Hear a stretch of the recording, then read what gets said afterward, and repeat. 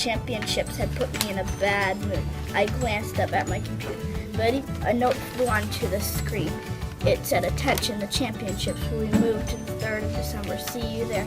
This is what I yelled to my mom. "Yes," she shouted from over the oven. That night I went to sleep and dreamed of my turn. As I dreamed, I kept on hearing the sound ringing through my ears. Next up, Grace. Next up, Grace. And Grace wins. Grace, Grace, Grace. Grace, Grace, time to wake up. Homie thought of what he was doing that weekend. Sailing. He was deep in thought about sailing when George walked up to him. "Hey, Geekazoid," smirked George. "I bet you're going to the park to swing like the baby that you are." "Nope, just going home," said Jake calmly. "Well, you won't be for long." Right then, George punches Jake so hard he loses his balance and starts falling backwards. "Oh no," thought Jake as he was falling. He puts out his arm to stop his fall, but his arm doesn't support it. There was a big crack, then tears come. A little later, once he had calmed down so he could call his mom without calling the wrong person, he called his mom. She was there in minutes, then she rushes him to the emergency room. "Sister's birthday is coming up soon. Have you gotten her anything yet?" Patty whispered because they were just walking by Daisy's house. "I got her new headphones that don't need a cord attaching to her Kindle, and best of all, they slowly change color." Daisy responded back, still with a whisper. "Oh, I'll bet she'll like those," Patty added back. "I just hope she doesn't get a puppy," Daisy said in a worried voice. "Why?" Patty shrieked. "They're the best pet." "That's why, because if she gets one, then my parents won't let me get one," Daisy explained back to the desk. Work of huge. 4 times 9, James said. There are so many possible answers like 36, 49, 26, 16, 56, 81, 100, 1,000, 2,000, 13, James. James says I wish I was better at math. Okay, I'm going with 36 on 4 times 9, and done. James ran as fast as a bunny to play tag with his friends. When James got out to the school, at the school doors, he saw a bright red playground with kids hanging. And then he saw Red, his arch nemesis, the school bully. Maybe if I try to ignore Red, he will leave me alone, thought James. Mom was cooking something, but I couldn't figure out what it was. Then I got over and I could smell what it was. Bacon! I sat at the table and was almost drooling. Later that day, we went to Disney. We came home at 8 at night, and I was tired. The next day, we went to SeaWorld, and I had a blast there. We got to pet stingrays and go underneath the huge shark tank. Then that day, we got home even later than last night. We got home at 10 o'clock. We were more tired than before. We went to a lot of places in Florida. Most of them were fun, but some were not. The ones that weren't fun, I pretended they were. After 2 hours, Danica decided to take a break and go inside to count the money that she got so far. $75.90. Not bad, Danica said to herself as she got done counting the money. When she heard knock knock, someone was at the door. "Come in," Danica said. It was Ashley. Danica had no idea what Ashley wanted. "All right, whatever you want, Ashley, you can just say to the door," Danica said as she shut the door. "Wait," hollered Ashley. "What?" Danica said angrily. "Danica, I just thought that if we combined our money and worked together, we could accomplish the job." "What do you say, Danica?" Ashley said nicely. "So you're not going to take all the credit, Ashley?" Danica said. "No, of course not. I promise you," Ashley said as her smile got a tad bigger. "All right, then let's do it as friends," said Danica as her frown became a huge smile. In no time, they had the money they At the fishing docks for the first time. After fishing practice, Percy asked Michael, "Why did you not take the swim test?" Michael doesn't answer. Coach Zach yells, "Get in the fishing boat! Michael, stay here."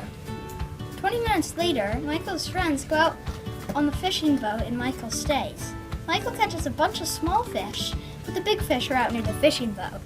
Suddenly, there's commotion on the fishing boat. Percy yells, "I got a big one!" and everybody looks in his direction. Percy hauls the fish up. It's almost 2 feet long.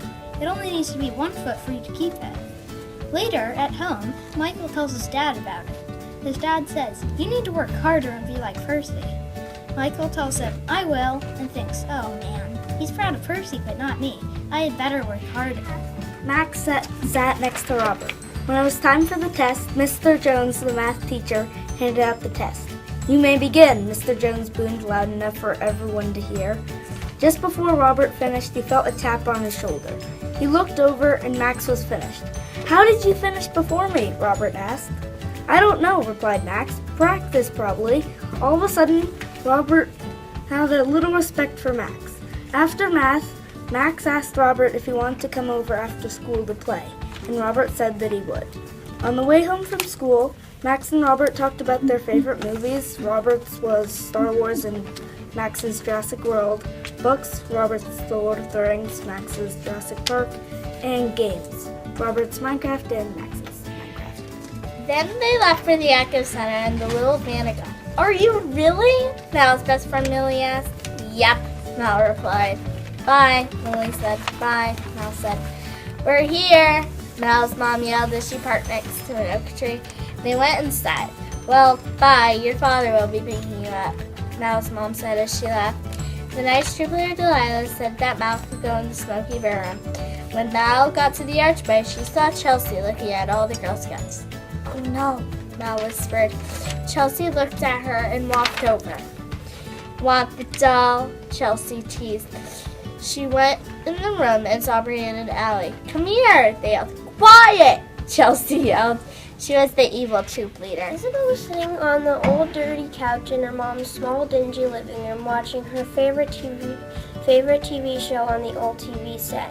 Then a commercial about dog food came on. Suddenly Isabel saw a dog and her eyes almost bugged out of her head. She thought to herself, "He's so cute. I want one," she whispered to herself before jumping up from the couch. Suddenly, she bolted into the old dirty kitchen. She begged, "Mama, please, please, can I get a dog?" But her mom barked no in an annoyed voice. "But Mom, I'll take care of it. You won't have to do anything. I'll even pick up its poop." Mom softly said, "We don't have enough money for the supplies to take care of it." Isabel stormed up the stairs loudly. She slammed her door shut behind her. "Screech! Wow, what was that?" Ella said. "That was the speaker," Sophie giggled. "Geez, that is loud," Ella said. "Screech! Sorry about that, people. Miss Flower, please meet me in the office," the speaker said. "Okay, class, I'll be back, so behave," Miss Flower told the class. "Okay, Miss Flower will behave," the class said. Sophie dashed out of her seat to her backpack and to Ella. "Ella, here's an envelope. Open it when I get to my seat." Sophie panicked and gave out some more invitations before Miss Flower came back. Ella opened her envelope excitedly. Miles, come on. I'm coming to see my mom. Okay, now I'm finished. Mom's so tired out. Hurry, get in the car, Mom said. I'm going, I said, rest. I got in the car and slammed the door. Mom, I yelled.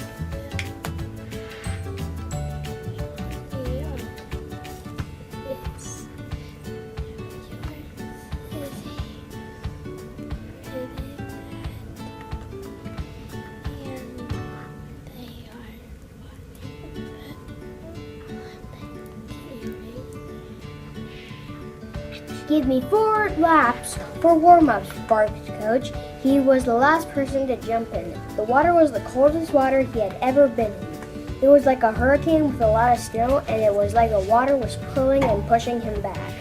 Ella was alone when she went and saw Sophia on the playground.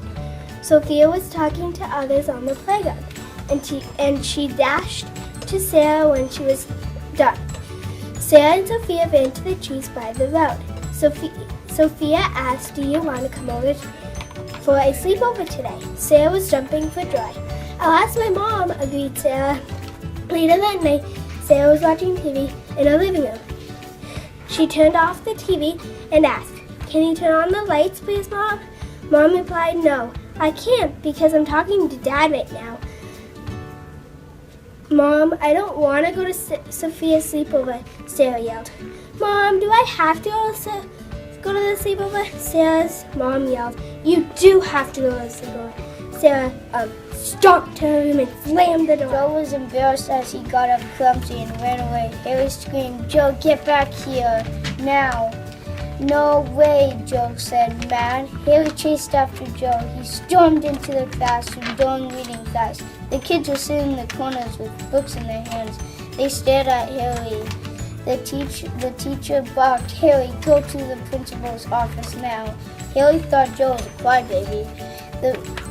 Haley slammed the classroom door. The principal said to Haley, "I'm very disappointed in you." Haley's face got red. Haley started to shake. He couldn't say a word. Principal W called Haley's mom from his office phone. It's his best friend Billy in a touchdown zone. Jack backs up, takes a deep breath, and runs forward, and throws the ball as hard as he can. It makes a perfect spiral into Billy's hands. Billy turns around, runs about 4 yards, and touchdown! The kids yell. Billy runs over to Jack, gives him one mighty hard slap on the back. Billy said to Jack, "You should try out for the football team," said Billy, and a wide grin comes across Jack's face. What?